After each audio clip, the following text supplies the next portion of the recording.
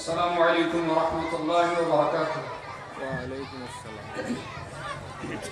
إن الحمد لله رب العالمين والعاقبة للمتقين والصلاة والسلام على أشرف الأنبياء والمرسلين نبينا محمد وعلى آله وأصحابه أجمعين ومن تبعهم بإحسان إلى يوم الدين. أما بعد، فقد قال الله تعالى في محكم تنزيله: أعوذ بالله السميع العليم من الشيطان الرجيم. ومن أحسن قولا ممن دعا إلى الله وعمل صالحا وقال إنني من المسلمين. وقال الله تعالى في موضع آخر: لقد كان لكم في رسول الله أسوة حسنة. القرآن।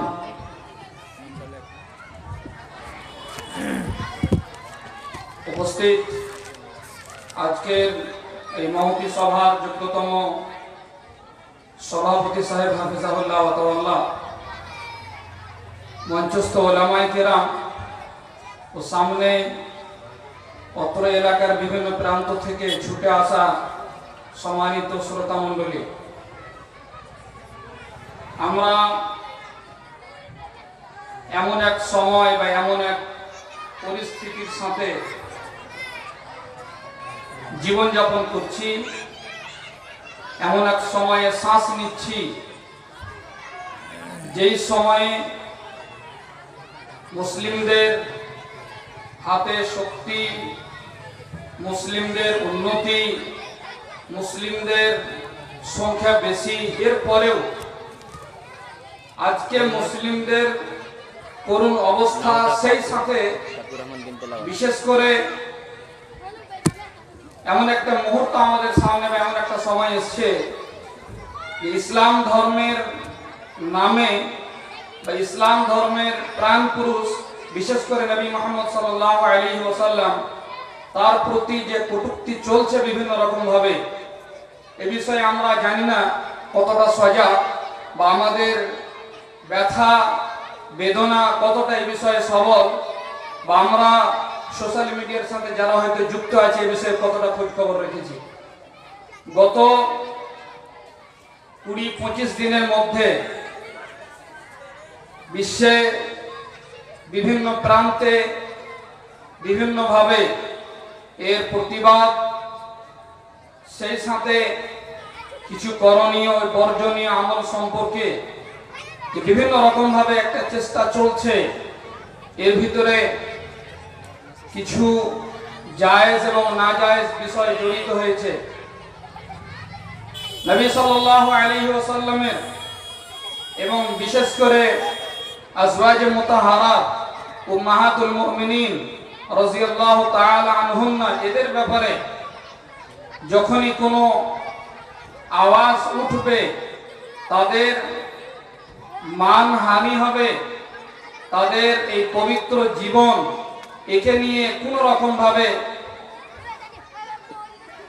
Cartoon, তাদের ছবি অঙ্কন, পোস্টার এবং বিভিন্ন রকম ভাবে ইসলামের মৌলিক বিষয়গুলোকে নিয়ে যে কটূক্তি চলছে, এবং শাফি রাহমাতুল্লাহ আলাইহির কথা অনুসারে মুসলিমদের বা আমাদের মরে যাওয়া উচিত ছিল এই সময় আসার পূর্বে, যে আমরা বেঁচে আছি, আর সেই সাথে নবী সাল্লাল্লাহু আলাইহি ওয়াসাল্লামের ব্যাপারে এত বড় বড় এবং এত রকম ভাবে কটূক্তি চলছে, এবং নবী সাল্লাল্লাহু আলাইহি ওয়াসাল্লামের চিত্র অঙ্কন করা, পোস্টার বানা এবং উলঙ্গ ছবি বানিয়ে নিচে লিখে দেওয়া হচ্ছে তার নাম।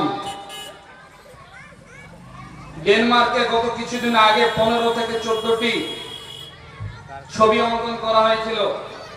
তার ভিতরে কিছু ছবির এইরকম ছিল, আমরা অনেকেই জানি যে ছবিও কথা বলে, অর্থাৎ ছবিতে যে অঙ্কনটা করা হয়, যেটা দেখতে পাই, সেটা দেখে যেটা বোঝা যায় এটাই ছবির কথা বা এই কথার ছবি বলে।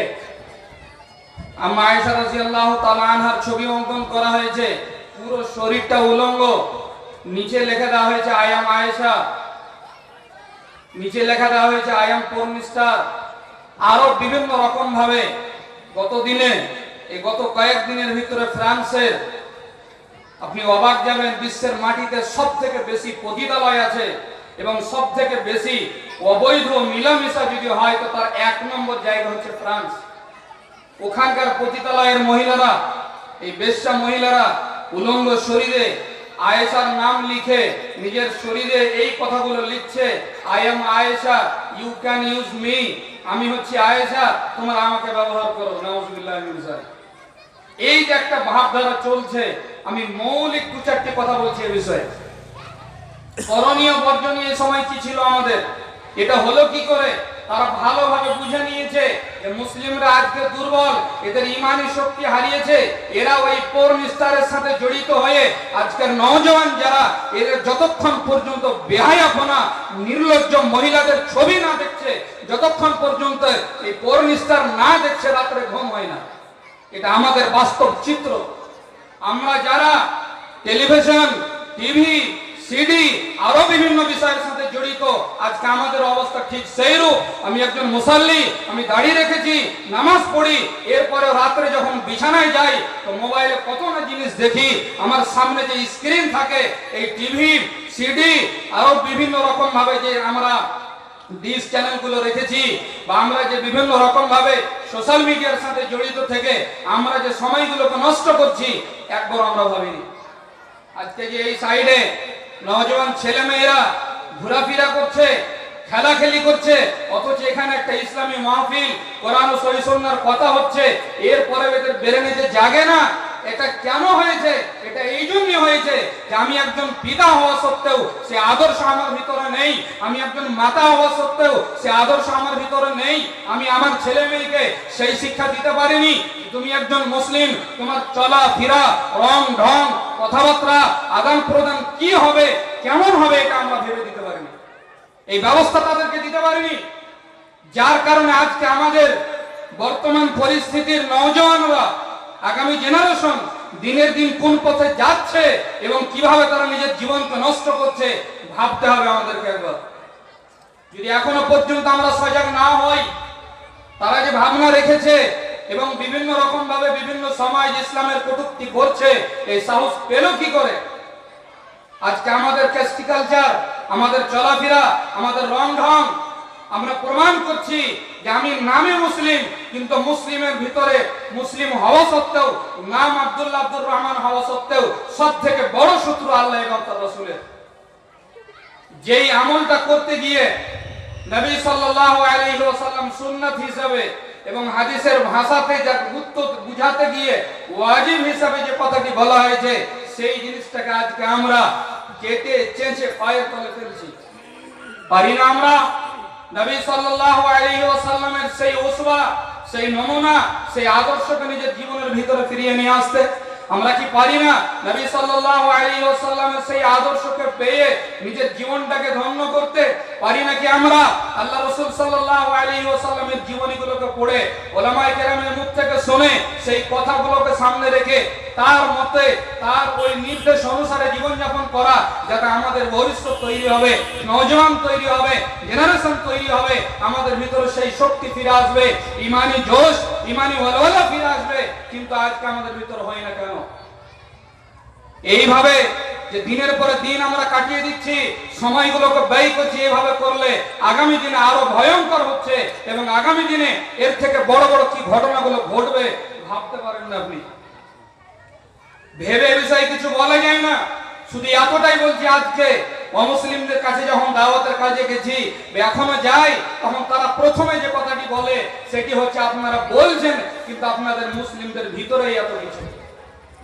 আমি বলছি মিথ্যা কথা বলা যাবে না, আমি বলছি ব্যবসাতে ধোঁকা দেওয়া যাবে না, কিন্তু আমি একজন মুসলিম হওয়া সত্ত্বেও যখন ইসলামের প্রচার প্রসার করতে যাচ্ছি, তখন আমাকে সব থেকে বড় বাধা হিসাবে আমার মুসলিমের নাম, আমার মুসলিমের চরিত্র, আমাদের মুসলিমের বৈশিষ্ট্যগুলোকে তুলে ধরা হচ্ছে। এটা হয় কি করে? আমি একজন মুসলিম, আমার কোরআন ও সহিহ সুন্নাহ হচ্ছে আমার দিক নির্দেশন, আমাকে সেই জায়গা থেকে পথ বেছে নিতে হবে। কোরআন ও সহিহ সুন্নাহ যে বিষয়ে ইঙ্গিত দিবে, যে বিষয়ে আপনাকে নির্দেশ দিবে, সেই পথকে আঁকড়ে ধরে জীবন যাপন করতে হবে, কিন্তু এটা আমরা করিনি। আল্লাহ তাআলা কোরআনে কারীমের ভিতরে বলেছেন, ওয়া মান আহসানু কওলাম মিম্মান দাআ ইলাল্লাহ, সেই ব্যক্তির থেকে উত্তম কথা আর কার হতে পারে যে লোকেদেরকে ডাকে এক আল্লাহর দিকে। এই আমলটা আজকে আমাদের ভিতর থেকে ছুটে গেছে। আমি তো নিজে আল্লাহর রাস্তায় নেই, আমি তো নিজে সেই পথে নেই, আমি অপরকে ডাকি, এটা হয় কি করে? আমাকে আগে সেই পথের পথিক হতে হবে। এই আমল যেদিন থেকে আমরা করতে শুরু করব, একজন প্রকৃত মুসলিমের পরিচয় দেব।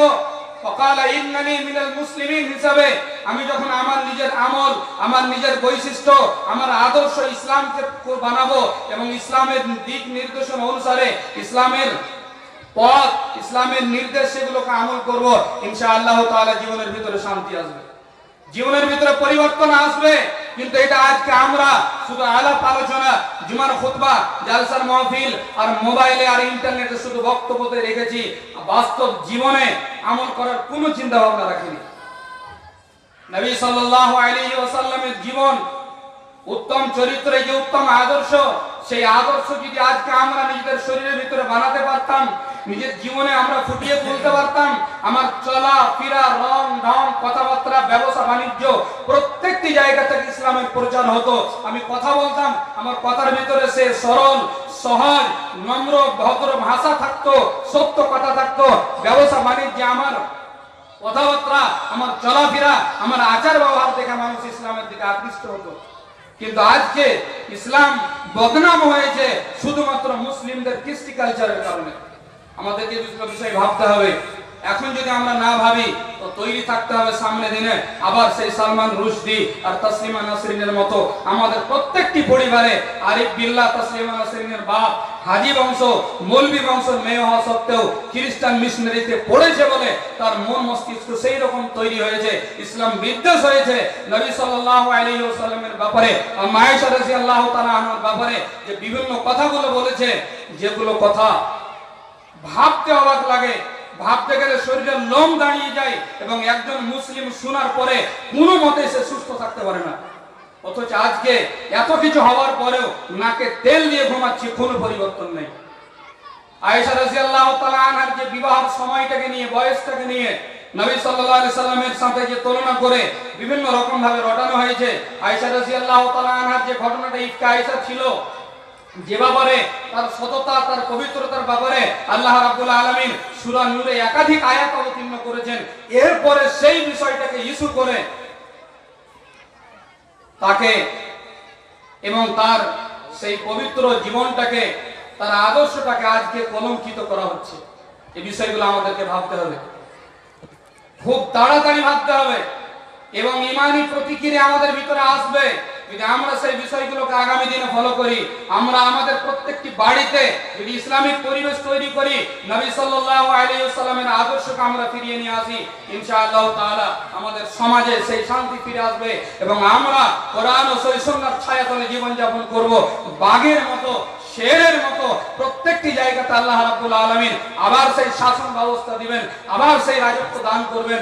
শর্ত এটাই, আমাদেরকে সেই মুত্তাকি হতে হবে, পরহেজগার হতে হবে, ঈমানদার হতে হবে। ঈমান হচ্ছে মুসলিমের সবথেকে বড় শক্তি। আজকে আমাদের ভিতরে ঈমান নেই বলে, ঈমানি জোশ নেই বলে, ঈমানি শক্তি নেই বলে আজকে তারা ভেবে নিয়েছে এদেরকে যাই করো এদের কোনো পরিবর্তন নেই, যেমন খায় তেমনই খাবে, যেমন ঘুমায় তেমনই ঘুমাবে, যেমন চলাফেরা তেমনই করবে, কোনো পরিবর্তন নেই। নবী সাল্লাল্লাহু আলাইহি ওয়াসাল্লামের জীবনী আমাদেরকে স্টাডি করতে হবে, কোরআনের তাফসীর পড়তে হবে, হাদিসের ব্যাখ্যাগুলোকে পড়তে হবে এবং নিজের জীবনে বাস্তবায়ন করতে হবে। শুধু 5 ওয়াক্ত নামাজ পড়লাম, কপালে ঘরটা চলে এলো, গুঠিতে ঘরটা চলে এলো, নিজেকে বড় মুত্তাকি পরহেজগার মনে করে হয় না। এইভাবে আমরা ইসলামটাকে শেষ করে ফেলেছি। বাহ্যিক জীবনে শুধু কয়েকটা জিনিসকে আমরা মনে করি এটা ইসলাম, যার কারণে আজকে একজন মুসলিম, একজন মুসাল্লি, একজন মুত্তাকি হওয়া সত্ত্বেও তার ঈমানি প্রতিক্রিয়া কিছু দেখা যায় না। ঈমানের ব্যাপারে তার কিছুই ধারণা নেই যে ঈমান কখন কমবে, কখন বাড়বে, কোন আমলগুলো করলে, কোন কথাটা বললে ঈমান থাকবে, কোন কথাটা বললে ঈমান নষ্ট হবে। এই ভাবনাগুলো আমাদের কিছু নেই। না আমাদের শিক্ষা ব্যবস্থা ঠিক আছে, না আমরা শিখতে তৈরি আছি, না শিক্ষা অর্জন করতে আগ্রহী আছি, কোনো রকম ভাবে আমরা তৈরি নেই। যদি এমনই থাকে তাহলে আগামী দিনে এর থেকে বড় ভয়ঙ্কর দিন আসছে, এর থেকে বড় কঠিন সময় আসছে। সেই সময়ের মোকাবিলা করার জন্য আমাদের প্রত্যেকটি ব্যক্তিকে প্রস্তুত থাকতে হবে। নবী সাল্লাল্লাহু আলাইহি ওয়াসাল্লামের উত্তম চরিত্র আদর্শকে পাওয়ার পরেও যদি আজকে আমরা নিকৃষ্ট হয়ে যায়। আজকে আমরা আমাদের নিজের জীবনকে তৈরি করতে না পারি, নবী সাল্লাল্লাহু আলাইহি ওয়াসাল্লামের আদর্শকে পাওয়ার পরে যদি আজকে আমরা নিজেকে সেই মতো গড়তে না পারি, এর থেকে হতভাগা, এর থেকে কপাল পড়া ব্যক্তি আর কেউ হবে না। এই বিষয়গুলো আমাদেরকে ভাবতে হবে। ওলামায়ে কেরাম আসবেন, বক্তব্য দিবেন, প্রত্যেকটি কথাকে মেপে ঝুঁকে ভালোভাবে শুনবেন, অধ্যয়ন করবেন, আগামী দিনে বাস্তবায়ন করার একটা প্রতিজ্ঞা নিয়ে এখান থেকে উঠবেন। এই আমাদের বাদাম ভাজা আর জিলেবি আর সিঙ্গাড়া আর পেঁয়াজি হয়ে গেছে, এইভাবে করলে কিন্তু আর হবে না। খুব করলাম এতদিন, আর এই করে করে আজকে আমরা আমাদের এই জায়গাতে এসে দাঁড়িয়েছি। ভাবতে গিয়ে পায়ের তলা থেকে মাটি পর্যন্ত সরে যাচ্ছে যে আমি একজন মুসলিম, অথচ আমার ভিতরে ইসলামের কিছুই নেই, না জ্ঞান আছে, না আমল আছে, না কৃষ্টি কালচার আছে, না কিছু ইসলামের আদর্শ আছে। আসেন আমরা কোরআন ও সহিহ সুন্নাহকে সামনে রেখে জীবনযাপন করি। বিশেষ করে যে ঘটনাটা আপনাদেরকে শুধু ইঙ্গিত দিলাম যে বর্তমান পরিস্থিতি খুব জটিল এবং ইসলামের নামে যে কটূক্তি চলছে, আজকে যদি আমরা সেই ইসলামের বার্তাগুলো তাদের কাছে পৌঁছাতে পারতাম, নবী সাল্লাল্লাহু আলাইহি ওয়াসাল্লামের আদর্শকে তাদের সামনে তুলে ধরতে পারতাম, কোরআনের যে বাণী, কোরআনের যে নির্দেশ, কোরআনের যে ইতিহাস তাদের সামনে যদি তুলে ধরতে পারতাম এবং নবী সাল্লাল্লাহু আলাইহি ওয়াসাল্লামের আদর্শ যদি আমাদের ভিতরে থাকতো, তাহলে তারা কখনোই বলার সাহস পেত না এবং বলতে গিয়ে হাজারো বার ভাবতো যে আমি বলবো, অথচ তার জীবনের ভিতরে এই আমলগুলো আছে। আজকে আমাদের ভিতরে নেই বলেই তারা বলার সাহস পাচ্ছে। আজকে আমাদের ভিতরে সেই সমস্ত বিষয়গুলো নেই বলেই তারা ইসলামকে টার্গেট করে ইসলামের রূপরেখাকে উল্টো পাল্টা করে আপনাদের সামনে এবং লোকেদের সামনে তাদের সামনে তুলে ধরছে। কিন্তু এই সময় আমাদের কিছুই ভাবনা হয় না। ভাবেন, নিজের জীবনের ভিতরে ইসলামকে বাস্তবায়ন করেন, আদর্শ নিয়ে আল্লাহ রাসূল সাল্লাল্লাহু আলাইহি ওয়াসাল্লামের যে উত্তম চরিত্র আদর্শ আছে সেটাকে সামনে রেখে জীবনযাপন করেন এবং বিশেষ করে দাওয়াত ও তাবলীগের ক্ষেত্রে এবং তাদের কাছে পৌঁছানোর ক্ষেত্রে এই দায়িত্বটা খুব সজাগভাবে পালন করতে হবে এবং সক্রিয় ভূমিকা নিয়ে উঠে দাঁড়াতে হবে। ইসলামের যে রূপরেখা সেটাকে তুলে ধরতে হবে, ইসলামের বাস্তব জীবন যেটা সেটা তাদের সামনে তুলে ধরতে হবে। যদি এইভাবে করতে পারি, ইনশাআল্লাহ তাআলা দাওয়াত ও তাবলীগের কাজ হবে, প্রচার প্রসার হবে এবং ভুল ধারণা যেগুলো আছে, ইসলাম বিদ্বেষী যেগুলো আছে তাদের ব্রেনে, সেগুলো ইনশাআল্লাহ তাআলা দূর হবে। একজন খ্রিস্টান নবী সাল্লাল্লাহু আলাইহি ওয়াসাল্লামের জীবনীকে পড়তে গিয়ে 100 জন মনীষীর ইতিহাস লিখছে আর তারপরে প্রথম স্তরে নবী সাল্লাল্লাহু আলাইহি ওয়াসাল্লামের নাম দিচ্ছে, ভূমিকাতে এই কথাটি লিখছে। তাকে যখন জিজ্ঞাসা করা হয়েছে, আপনি তো খ্রিস্টান, ঈসা আলাইহিস সালামের নাম দিতে পারতেন, মুহাম্মদের নাম কেন দিলেন? উনি উত্তরে বলেছিলেন, আমি এই জন্যই মুহাম্মদ সাল্লাল্লাহু আলাইহি ওয়াসাল্লামের নাম দিলাম যে আমার যে প্রচেষ্টা ছিল, আমার যে উদ্দেশ্য ছিল সেটা ব্যর্থ হতো যদি আমি নবী সাল্লাল্লাহু আলাইহি ওয়াসাল্লামের নামটা প্রথমে না লিখতাম।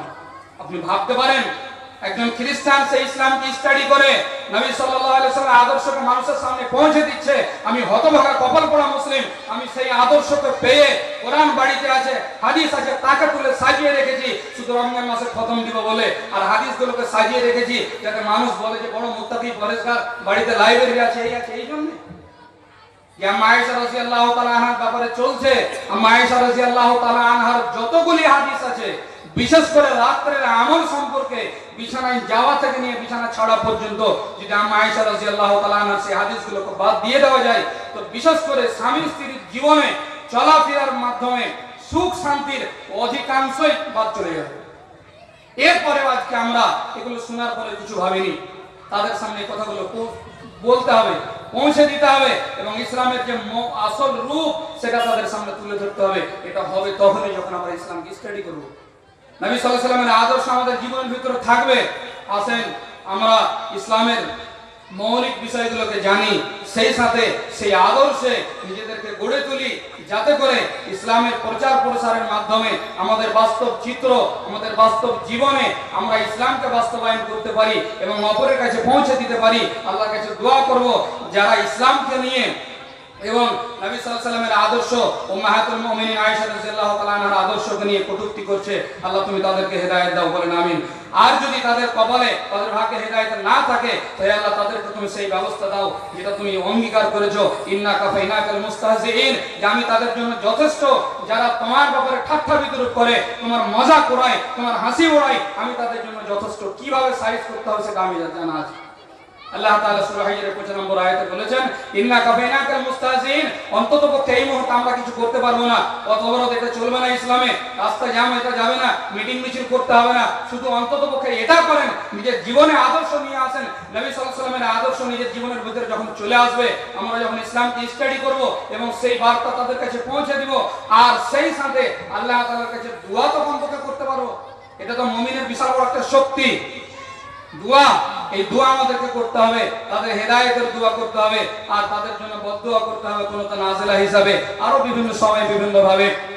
এক কথাই আসেন আমরা ইসলামকে জানি, ইসলামকে আমাদের প্রত্যেকটি জীবনের প্রত্যেকটি মুহূর্তে আমরা সেগুলোকে সামনে রেখে আমাদের জীবনকে আগে বাড়াই, আমাদের জীবন কোরআন ও সহিহ সুন্নাহর আলোকে গড়ি, এবং আমরা উত্তম আদর্শ যেটা পেয়েছি নবী সাল্লাল্লাহু আলাইহি ওয়াসাল্লামের, সেই আদর্শকে নিজের জীবনের ভিতরে গড়ে তুলে দুনিয়াতে শান্তির বাতাবরণ আমরা পৌঁছে দিই, এবং সেই সাথে প্রত্যেকটি জায়গাতে ইসলামের প্রচার প্রসার, ইসলামের আসল রূপটাকে যাতে পৌঁছে দিতে পারি, এই আশা আকাঙ্ক্ষা রেখে আজকের সংক্ষিপ্ত আলোচনা শেষ করছি। আকুলু কওলি হাযা ওয়া আস্তাগফিরুল্লাহ লি ওয়া লাকুম ওয়া লিসাইরিল মুসলিমিনা ফাস্তাগফিরু ইন্নাহু হুয়াল গফুরুর রহিম। ওয়া আসসালামু আলাইকুম ওয়া রাহমাতুল্লাহি ওয়া বারাকাতুহু।